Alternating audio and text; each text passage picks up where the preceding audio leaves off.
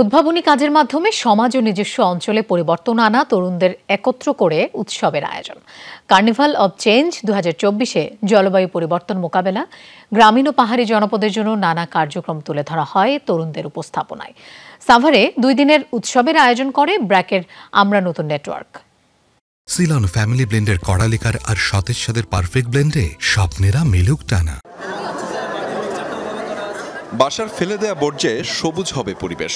বরিশালের আলামিন ও অনিন্দের এই প্রকল্প শহর পরিচ্ছন্ন রাখা আর পরিবেশ রক্ষার।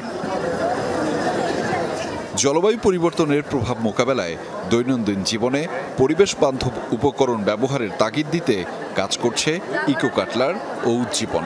ফারহানা আক্তার ও তার দল ইকো কেয়ার তৈরি করছে নির্যাসিত কফি থেকে গহনা।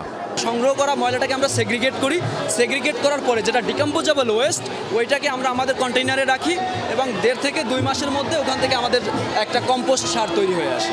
প্লাস্টিক চামচের অল্টারনেটিভ আমাদের কাছে এখন আছে। প্লাস্টিক স্ট্রর পরিবর্তে আমাদের পাটকাঠের স্ট্র আছে। প্লাস্টিক ওয়ান টাইম প্লেটের পরিবর্তে আমাদের সুপারি পাতার প্লেট আছে। প্লাস্টিকের ইউজ কমানো, রিডিউস, রিসাইকেল করার মাধ্যমে কিভাবে পরিবেশ দূষণ কমানো যায়, আমরা এটা থেকে 2টা সলিউশন বের করেছি রিসাইকেল করা হিসেবে। 1, প্রপার ওয়েতে কম্পোস্ট করে ফার্টিলাইজার। 2, এটা থেকে ডিফারেন্ট প্রোডাক্ট বানানো, like jewellery, flower pot, even coffee West থেকে কফি মগও আমরা করব। পুনঃব্যবহারযোগ্য প্যাড নিয়ে নারীদের স্বাস্থ্য সুরক্ষায় কাজ করছে প্রজেক্ট শিক্ষণ। আয়োজনে আমি একজন প্রাথমিক চিকিৎসক প্রকল্পের সদস্যরা বলছে ভরসার কথা। প্রয়োজনের সময় ফার্স্ট এড দেওয়ার জন্য যে ফার্স্ট এড কিটটা দরকার আমরা সেইটা ডেভেলপ করেছি। আমরা এটা নাম দিয়েছি ভরসা। বিভিন্ন ধরনের স্যানিটারি ন্যাপকিন আছে যেগুলো আমরা একবারই ইউজ করে ফেলে দেই। দেখা যায় যে লং টাইম যদি ইউজ করি তাহলে আমাদের শরীরের একটা বিভিন্ন ধরনের ক্ষতি হচ্ছে, যেটা আমরা যদি রিউজেবল প্যাড ব্যবহার করি সেটা আমরা লং টাইম ইউজ করতে পারতেছি। তরুণদের উদ্ভাবনে আছে চাকমা ভাষা শেখার অ্যাপ। ক্ষুদ্র নৃগোষ্ঠীর ভাষা যেন হারিয়ে না যায়, তাতে এই উদ্যোগ এই টিমের।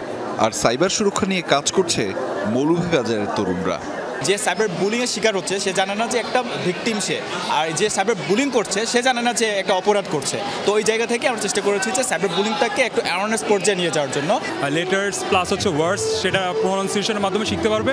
অ্যাট দ্য সেম টাইম ডুডলের মাধ্যমে তারা একে প্র্যাকটিস করতে পারবে। পাহাড়ি অঞ্চলের তরুণদের দক্ষতা বৃদ্ধি ও নেতৃত্ব তৈরিতে কাজ করছে ড্রিম শেল্টার।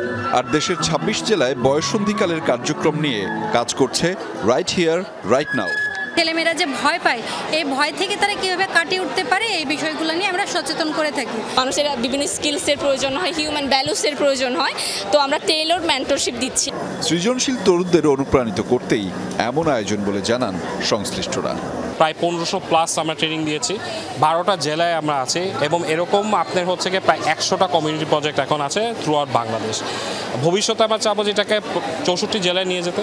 উদ্ভাবনী ধারণা উপস্থাপনের জন্য সেরা 5 প্রকল্পকে ইয়াং চেঞ্জ মেকার্স অ্যাওয়ার্ড 2024 প্রদান করা হয়।